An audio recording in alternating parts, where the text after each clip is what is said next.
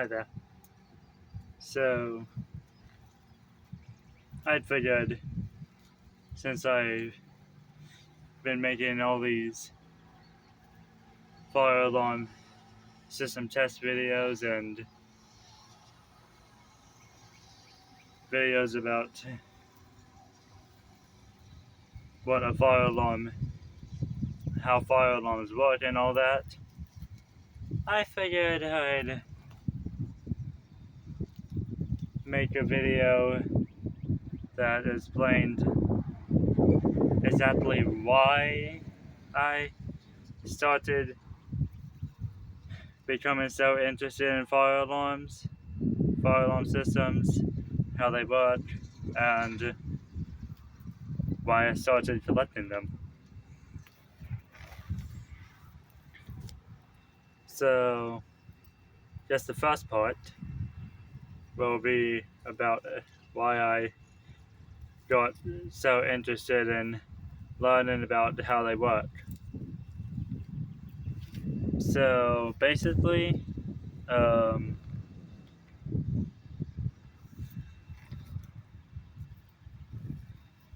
throughout my entire life, I've been seeing these fire alarm systems in the public buildings, and every time I hear a fire alarm go off, I always wondered how exactly that kind of thing worked.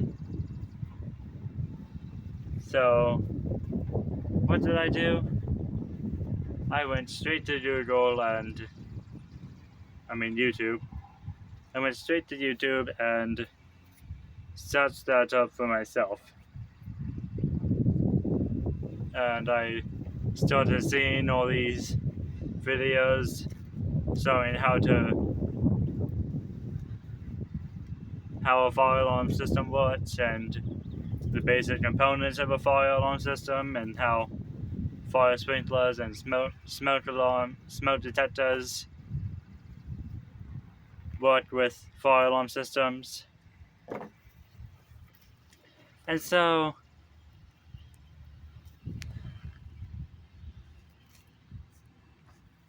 after seeing all those kinds of videos on how it all works, I basically learned that when there's a fire somewhere, there's many ways for a fire alarm to be activated, such as a pull station, or in the UK, it's called a manual call point. And then there's those fire detection devices like smoke detectors and the fire sprinklers.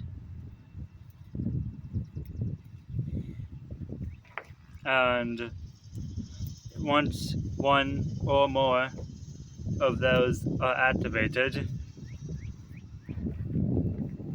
it sends a signal to the fire alarm control panel and activates the alarm system.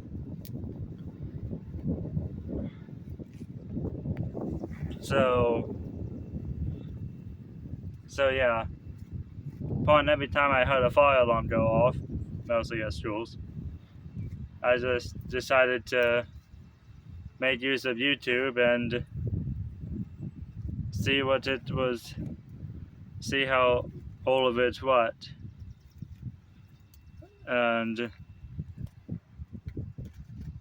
I still haven't exactly gotten much experience with dealing with the fire alarm control panel itself, but I have had much experience with using a pull station to activate the system, given that I had my own fire alarm system at one point in time, as I am sure you're all very aware now from all the system test videos I've uploaded. Now, what actually got me interested in collecting these fire alarms is,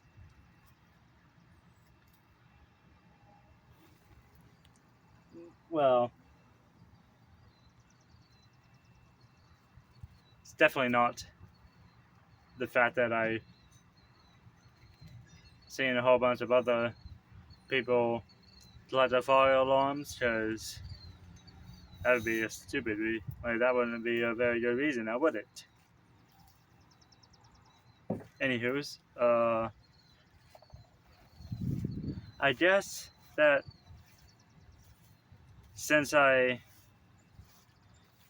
kept hearing, I was able to learn about fire alarms, I just decided maybe I should have a fire alarm system of my own. And so the first thing from the fire alarm system I got was a Firelight BG12L pull station, and originally I just had it hooked up to a buzzer inside of a home smoke alarm cover,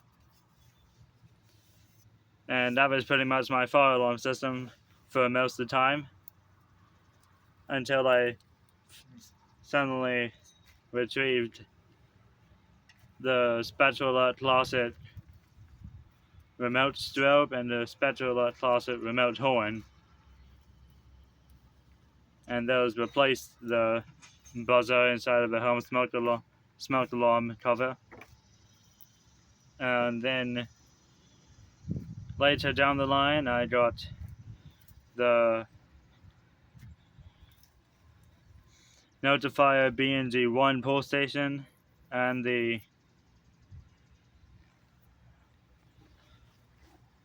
Edwards EST Genesis horn strobe.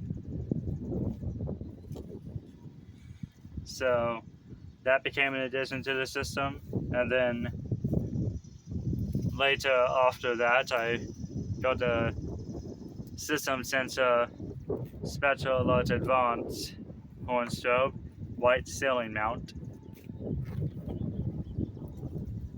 The previous two horns and strobes were wall mount devices. The Spectral Alert Advanced was a ceiling mount.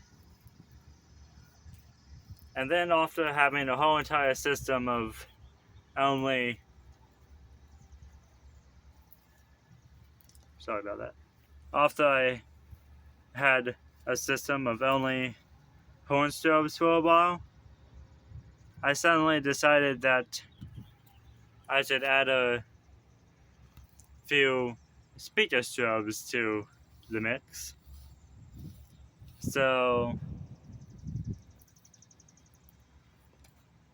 then I had suddenly decided to get the Simplex 4906-9151 True Alert speaker strobe, which at the time I actually didn't know that it was a smart sync device. And if you don't know about smart syncs, there's basically the type of True Alert that requires you to get a Simplex smart sync module to go with it.